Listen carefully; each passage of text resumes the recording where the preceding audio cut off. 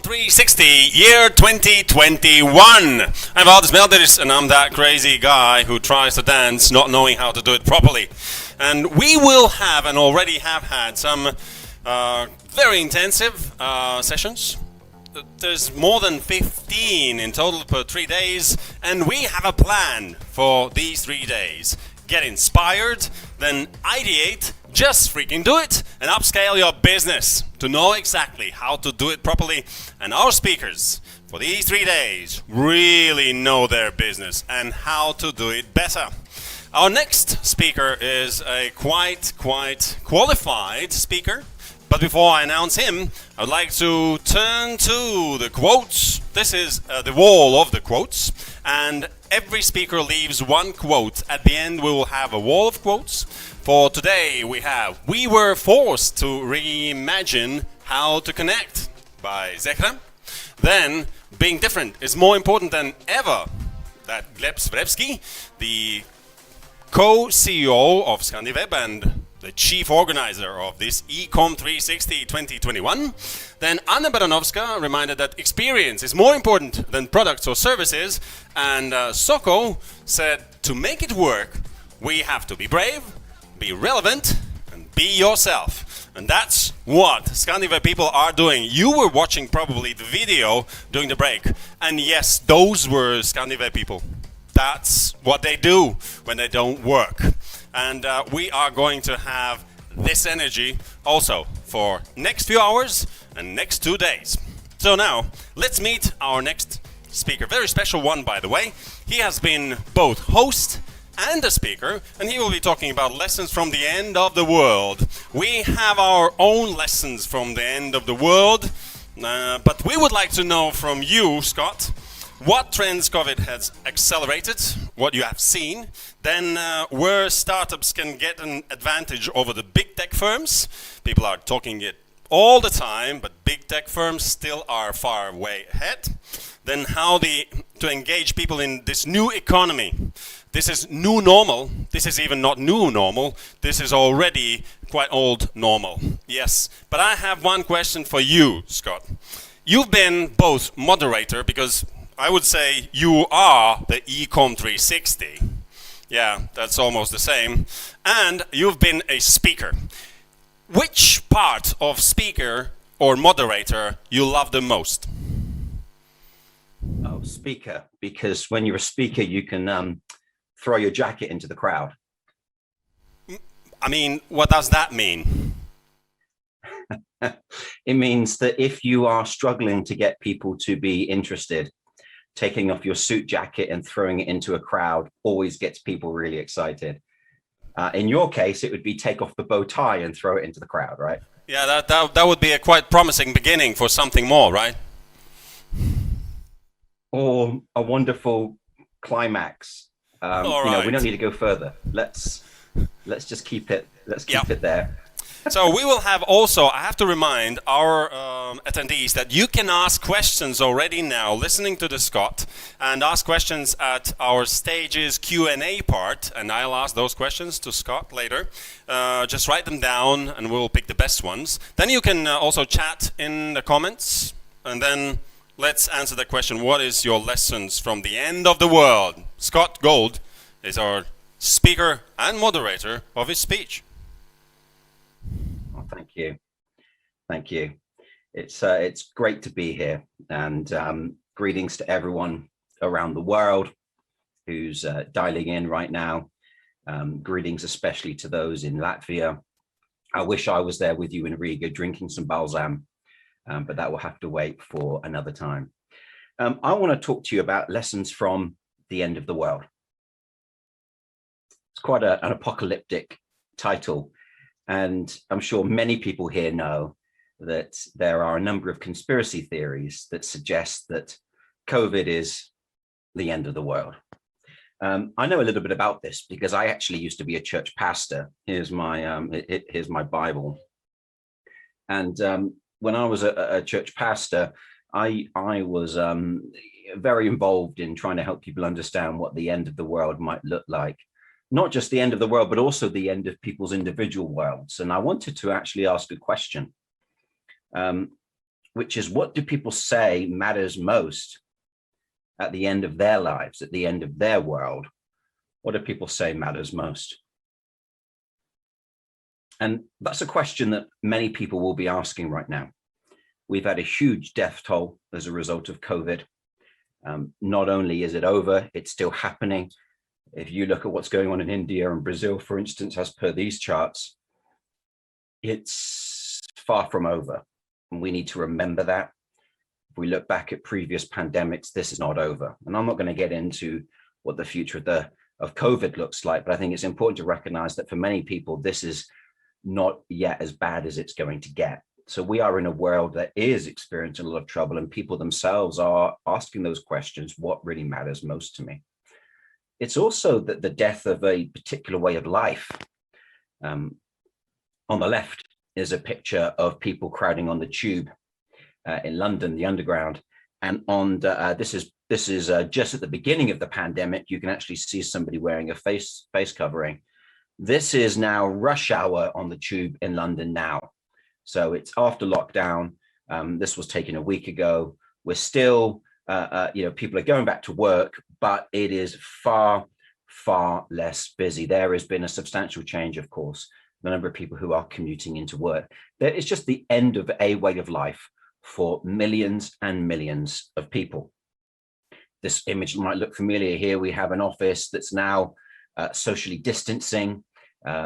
And people have traded in their desks for working by the pool with their family. I, for one, have had a lot more family time as a result of COVID and the end of commuting and the end of travel and things like this. So there is the death of a certain way of life.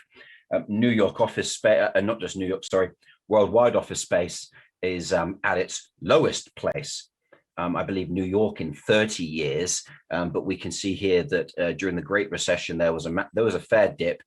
I mean, we are down to almost 50% less occupancy around the world. It is incredible what is happening and how there is a definite end to a particular world and a particular way that things have been. And all of you here, I imagine, watching, many of you designers, you will understand around the idea of mobile first design, right? We understand this idea that we flip design on its head.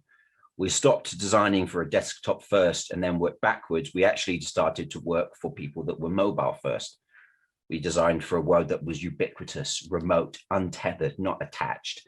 And then we built on top of that. In the same way, we have now got remote first work.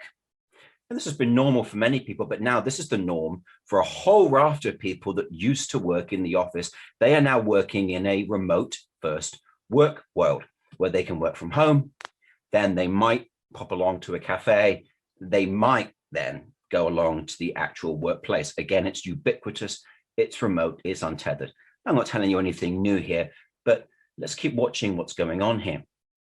This idea of the world becoming mobile first, remote first, work from home, buy from home, ubiquitous is what I like to call the Shakira mode of life. Whenever, wherever, we're meant to be together. Obviously, she says it a lot more excitingly than I do. But this is the way that we're now doing things. Think about how many times you have ordered food from home that you would never have done before. And I think that the thing that's fascinating about this is we've actually seen a fundamental shift in the way that we approach the universe. The universe is made up of time, space, time, and matter. Right? Matter is also energy, but we have space, we have time, we have matter. Matter through atoms, space is those things which are real and they are together with each other, and time are those things that are linear. And this is where we traditionally have lived. And over time, we have began, let's take, for instance, video. Video used to be very linear. You had to watch a program when it was on TV. Now it's non-linear. You can watch something wherever. It used to be that you had to go to a conference in person. Now we are not there in person. We are all attending this thing virtually. It used to be that you receive things in matter. Now there is no matter, which is bits, right? Think about all of this that's going on right now is all happening over little bits of sand called silicone, and it's a bunch of ones and zeros, right? So we have found that we have begun swapping the way that we approach the universe from that which is time, space, and matter to that which is non-time, non-space, non-matter. And it's a now do it from home world, right? We order our food, we work from home. Heck, even film premieres are now happening at home. All of this from the comfort of your own home. Not to mention, of course, the fact that we have Tinderized our relationships and so forth as well. US e-commerce penetration has shot right up, a trend that I'm sure many of you will know. We've seen 10 years of growth happen in a year. And let's be prepared for what's going to be happening next in terms of matter and the fact you don't need to have matter or buy matter. You can now get it printed at home. We've got this whole thing here of matter doesn't matter anymore. That's what we're getting towards. Same trend here on work. Employees working from home shot up massively in the UK. We've seen more than 10 years of growth happen in the space of a year. Changes at work, of course, are now afoot. People are talking about the pandemic is changing employee benefits. This is from a Harvard Business Review article, but wake up and smell the coffee. These changes have been coming for years, right? The boss who put everyone on 70K, that's gravity payments, right? Google's perks, sleeping at work, employees that don't care when you work, Zappos and holocracy, right? All of these changes have been coming for a long time. The point is that they are now no longer being the niche preserve of funky tech companies like ScandiWeb. These are now the things that employees all around the world are starting to demand and starting to expect. We are seeing a change in the way that we go about getting value. We're seeing a change in the way that we consume things in time, space, and matter to non-time, non-space, non-matter. Well, I've kept on saying here, we've seen existing trends accelerated by 10 years. But what are these trends accelerating to? I want to share with you what I think is one of the most fundamental models that behooves all of us to understand. It's the progression of economic value, or I've called it here, the economic progression of trade, originally put in the book, The Experience Economy by Joe Pine and Jim Gilmore. And in this, they say that the original form of value were commodities that we extracted from the ground. Take coffee beans, for instance, or it could be vegetables, or it could be cotton that we get from a cotton plant. And the original trade, if you were involved in creating that commodity or extracting it, you were paid, right? So we used to get commodities from the ground and we'd pay people. And very often people used to be paid in commodities. Many nations used to tax people according to rice, right? Or other grains. That was the tax, because that was the thing that was important at the time. And that was the agrarian economy that ruled the world until 1800 AD. We then shifted from an agrarian economy to an industrial economy with the rise of the Industrial Revolution, where commodities now were used as raw materials to create goods. Think about coffee. We're now able to turn a coffee bean from a commodity into a jar of coffee on a shelf.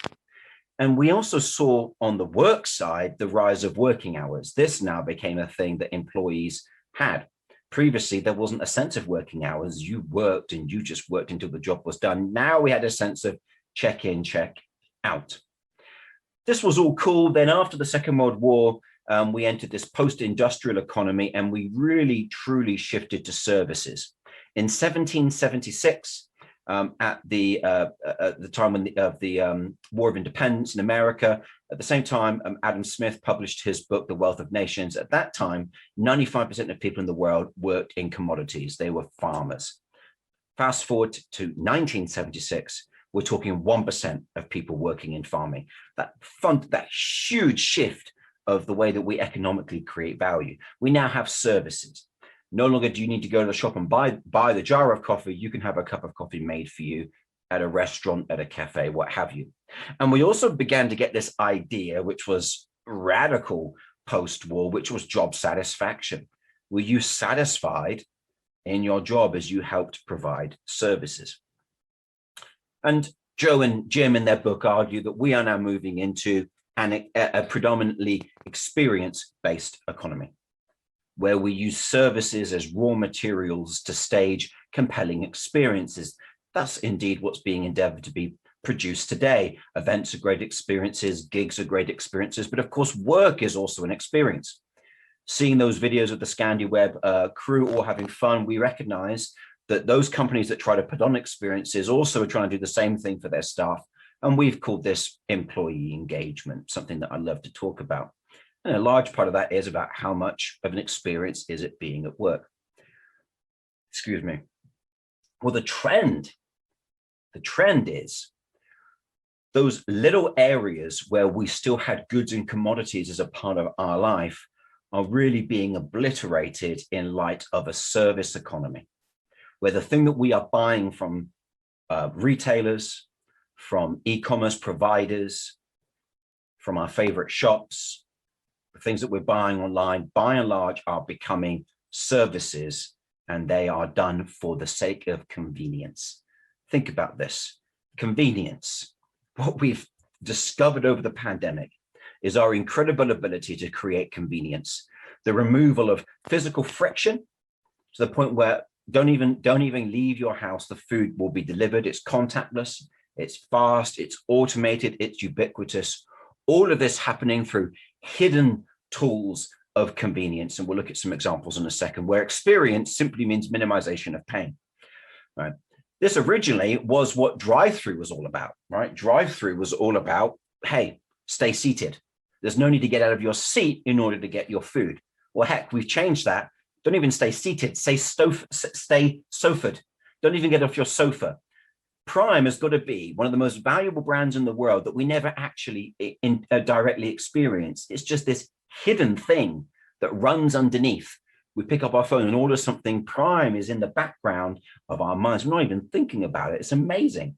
Prime orchestrating all these goods that we receive. It is a service that we pay for, but it isn't thoroughly hidden. And it means that we just sit there. Even further is the invisible but omnipresence of Stripe, the brand that most consumers don't even know it exists. These things hidden out of view, and yet a service that is at the elbow of everything that we're doing today, all without moving. Yes, we have seen the removal of physical friction and the liberation of digital. Digital has liberated us to be Shakira whenever, wherever we're meant to be together. So I would like to suggest this rule for anyone here who's interested in the future of e-commerce, and I think many of you will know this, but let's just make sure we say it. What can be turned into seamless delivery without physical movement via a tap for a monthly fee will be. Anything you can think of that can be turned into seamless delivery without physical movement via a tap for a monthly fee will be. And heck, if we've done it for dating, something that I would consider was a thoroughly traditionally physical experience, we can do it for anything. This is going to be happening. Heck, right? I mean, you can hire your bag, you can hire your car, you can hire your food and have all of this stuff sent to you. All of these are services of convenience. Don't get off the sofa. We will ship these things to you. Oh, well, hang on a second. What if I want to own it? Well, here's the next insight. Millennials, probably a large number of people watching this, those who are 40 at the moment, down to those who are kind of in their 20s. Heck, we don't own half of what our parents owned. Many don't own homes. Many don't own cars. Many are renting. We don't have the ability to own. We therefore have to pay for access, right? Rental fees for what we used to own. And that's the world that we are shifting towards. I'm not tied to matter. Think of all those digital nomads working from a Bali beach. Increasingly, we're going to find more and more people free to work from wherever. Therefore, ownership is a liability and a risk. So it is about access, not ownership. And let's also remind ourselves the history of economic progression consists of paying people to do what we used to do for ourselves for free. Right? Think about haircuts. It used to be that people cut their hair in this very tragic fashion.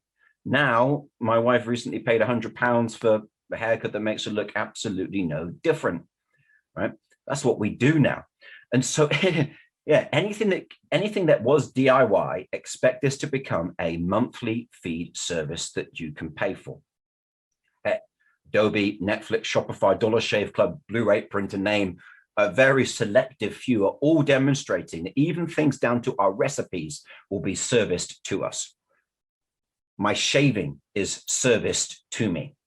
My creative software is serviced to me. Anybody remember when you used to buy Adobe software and you'd get a box of manuals, and now this thing is delivered through service? And all of it is, again, we are digitalizing what used to be physically shipped. It is now digitally available. Apple's net earnings per share recognizes this. They have shipped, right? Services used to make up a fraction of their earnings per share. Services are now 3/4 of the earnings per share that Apple will deliver. As a shareholder in Apple myself, I've seen the change that's going on. Share of subscription revenue. I mean, look at these companies. Look at how they are stacking up these subscription fees higher and higher and higher. So here's what we're looking at. We're looking at good one-off purchases. No, those will be fading. We are looking at constant subscriptions, something that only makes a customer need to think about once. I'll decide to subscribe once, and then it sits there, and then we throw in occasional experiential admission fees. If you're looking for evidence, well, we can see that what Scott Galloway calls the 4 horsemen of the apocalypse are already fully there.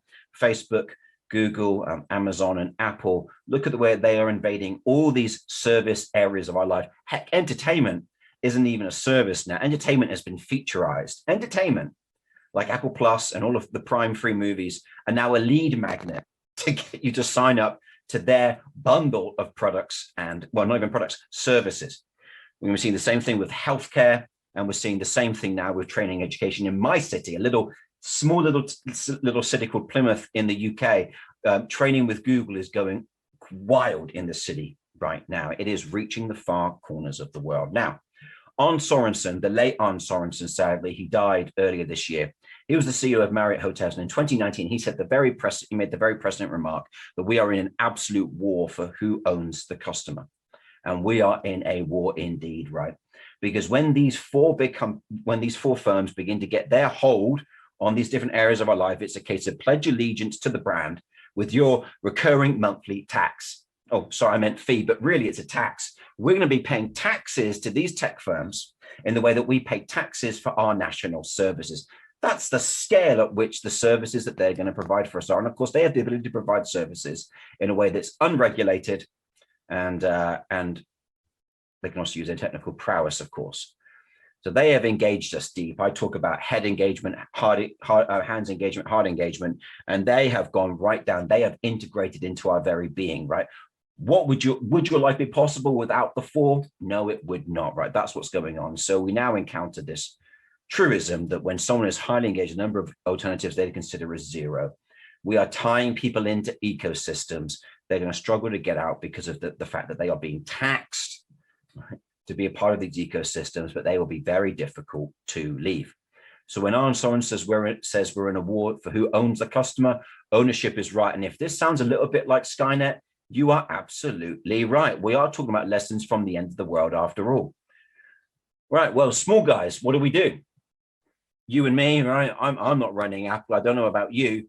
How are you going to fight a Terminator? Well, the lesson is, with my Terminator cup here, you got to fight Terminators with the Terminator. If you know your sci-fi, you know that's the way it is. Fight Terminators with Terminator. Here are the Terminator fighting strategies that we have. One is create a new platform and go unicorn, where the failure rate is high and it's hard, right? But that's one potential, is you could build the next big thing, all right? Second is, well, you could, okay, the platform here, let me just train people for it. Let me be somebody that guides people in how they can become better at the platform. And a large number of companies, that's what they do, right? App developers and all of this stuff, they are basically helping people access the power of those platforms. You could build for the platform and hopefully get bought, right? And so we've got the companies doing that. Or you can have what I think is the strategy we need to consider today, the alt platform, right? The stick it to the man underdog strategy. Take, for instance, beer. Beer was a stale category without very much movement until along came the craft ale revolution. Brewdog begins to create beer for the people. It's the same product, it's beer, brewed beer, it's hops and it's malted wheat and malted barley and wheat. And yet somehow they've managed to make this whole thing now about the people, right? They are the alternate brand. Now, Churchill said, never waste a good crisis. And of course, being British, you can't have a talk from a Brit unless they quote Churchill at least once. Well, here's the thing. This crisis, we saw it after the 1918 Spanish influenza, and we've seen it throughout the last 150 years, that it's in every single time that we have a recession and we have a crisis is when great companies are born, because they begin to see things that we couldn't see before. Existing trends trending to what? Well, if we take this and we go a bit further, it's relationship that determines the value of experiences and what Pine and Gilmore suggests is the next economic progression of transformations, where people pay to be changed. Services actually are an old-fashioned way of delivering. We need to actually begin thinking, let's not try to compete on services. Let's try to compete on experiences and transformations. You see, when everything is digitally delivered, presence, of course, is the premium. And that is where the value creation is going to be, unless you can find a way to get into that service economy. So let me finish with this. What do people say matters most at the end of their life? They say relationship. I've sat there as many people have been on their deathbeds. And the thing that they begin talking about is they miss the relationships they could have had in their life. But the one area where I think there is still room for massive innovation in the future is actually relationship technology. People aren't touching it because I don't think many understand the human needs well enough, but I think that's possibly where the future might lie. So I've thrown out a whole bunch of thoughts to you, and I hope that some you will find useful and some you can leave on the side. But with that, thank you very much for having me. Again, I'm sorry that I'm not there in Latvia with all of you. Here's to terminating. Okay. Thank you, Scott. Thank you. I hope you can see me now. You're sitting in one chair, I'm sitting in the other chair. This is quite a strange experience. I've never talked to someone with such a big head. So you're the first one, probably. I hope you enjoy the picture now. Yeah. Can you see yourself? Yeah, let me just check my hair. So, yeah. Yeah, good. We have a lot of questions to you because you were so philosophical. And first question, I was thinking about that Shakira effect, which says whenever, wherever. Whenever. Yeah, but why I'm saying whatever? Because I feel like it's the next step. Who cares? Are we in some way deteriorating as a civilization? We are not just getting up from the sofa, everything is so convenient. Why I'm saying that? Because first, one of the most or the worst ways how to get convenient is instant coffee. During the Second World War, suddenly people found out that instant coffee, although being worse, is much more convenient. So now we are having instant coffee. It's a little deterioration in quality. So we are exchanging quality to convenience. Where are we heading? When I was a church minister, the narrative of me and many of my peers was, people are becoming so shallow and people are forgetting about what's really important in life.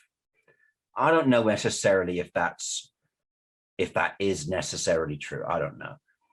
But I have noticed that younger generations are so focused on speed, and they don't seem to know how to slow down and value some of the stuff that we have. Every generation has its kickback. Every generation has its problems with its children because of what that generation was about. And I think we're going to find that the problem of the next generation, and my kids, are included in that, is they are very, very fast, which is good. They know how to get things conveniently done, but maybe they need a little bit more help with learning. Some things are going to take an awful lot of time. Some things need a lot of planning and investing, and maybe that's something they're going to struggle with. I do think that I think many people do recognize that we have a media sick world, if nothing else. a world that is so consumed with content that perhaps it has lost a little bit of its grip on reality, hence the issues with obesity and so forth. Or child illiteracy is another major issue, right? So being engagement expert, how to handle brand communication during this pandemic ending and post-pandemic period. Yeah, I understand it's quite a general question, but the idea is if we don't have that presence, we don't have that touch with the brand, an experience, close experience, only virtual. It is the same with employees. They are losing the touch in between each other just because they can't chat at a coffee machine.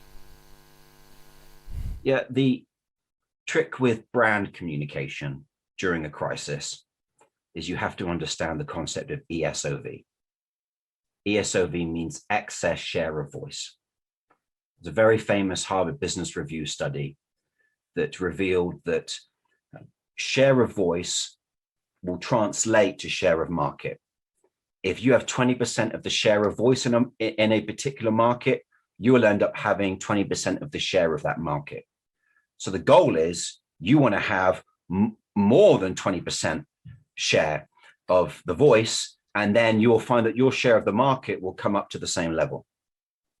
So they found that the more you speak, the more you will sell. Kind of obviously, the less you speak, the less you will sell, because it's about being top of mind. So any company that is worth its salt knows the recession playbook is that's the time to double down. That's the time to invest more in your marketing and more in your communications. It's the same thing for employee communications. It's the same thing for how you communicate to a nation in trouble. You need to up the communication, not lower it. And then the next question is very close to this one. We need a virtual jacket throw, like at Ecom at 360 in 2019. So what would be that virtual jacket throw? I'd go topless. There's such a competition in that field. Come on, Scott. Yeah. I mean, it's just that's the only place to go. Sorry. Okay. I mean, I'm not going to. If we would go topless, that would stir some things up for a minute. Yeah. Mistakes or successes you've seen from brands over the past year in terms of messaging and presence. So what are the biggest learnings, goods and bads?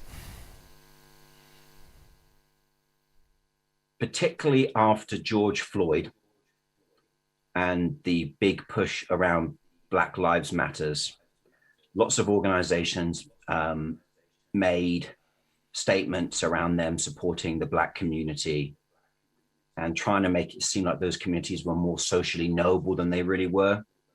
There's a real issue with being inauthentic because you feel the world is going a certain way and you want to follow. You've really got to watch out for that. You need to be authentic. You need to just say what's true. And if it's true that actually you're not very good at a particular thing and you've not been very mindful of minorities, you need to say that and own up to it rather than pretending that you're now amazing at it, right? I think in the same way now, people need to be, just don't overstate and make it seem like you're doing more for people than you are. Because right now people can really smell it when people are being inauthentic. Right? We're at a time where we are really looking for authenticity and truth because we've been blocked up and holed away for so long. So you've got to be very careful about that. There's Guinness have done a superb whole thing because Guinness, the beer brand, their whole thing is good things come to those who wait because it takes a long time to pour a pint of Guinness. So their whole thing is you've been waiting for a year to have a pint of Guinness in the pub. Good things come to those who wait. That makes sense. That's on brand. But some other brands saying, oh, we can't wait to welcome you back and we love you. And actually they had terrible customer service previously. It's nonsense. So don't do that. All right. And one last thing, except the Bible, other books and sources you've been reading and could suggest about engagement and messaging? Messaging. In terms of messaging, I think an old book, but an exceptional book, is called Made to Stick by Chip and Dan Heath. It's very, very good. The book Influence by Robert Cialdini is about to be re-released, and that is one of the best books on influence, which can be used in marketing, but it can also be used in leadership. That's exceptional. I would also recommend Scott Galloway's book, Post-Corona. I don't know if you can. Yeah, a little back. Yes. Post-Corona, yeah. Already. This is very good, and this is also very good reading if you want to really understand like what's going to happen next. All right, thank you very much. If you have any other questions, I can feel that Scott is ready also to answer them, but not now. We have to move on. Scott, by the way, thank you very much. Thank you for your time and some great ideas. And I have also from... Yeah? You're fantastic. You are hilarious and educated and prepared and stunning. I want to polish your head. You are superb. You're a revelation. Oh, thank you. Am I blushing? Well, the lights are hot. Yeah, I have this little present from Scandiveb to you, which is AirTag. If you lose things, just put it to that thing and you will always find it. It's a little thing, but very nice. Very nice. Thank you. Yeah. I would put it to my conscience. Yeah, that would be very useful. Well, Scott, thank you very much. It was a great pleasure.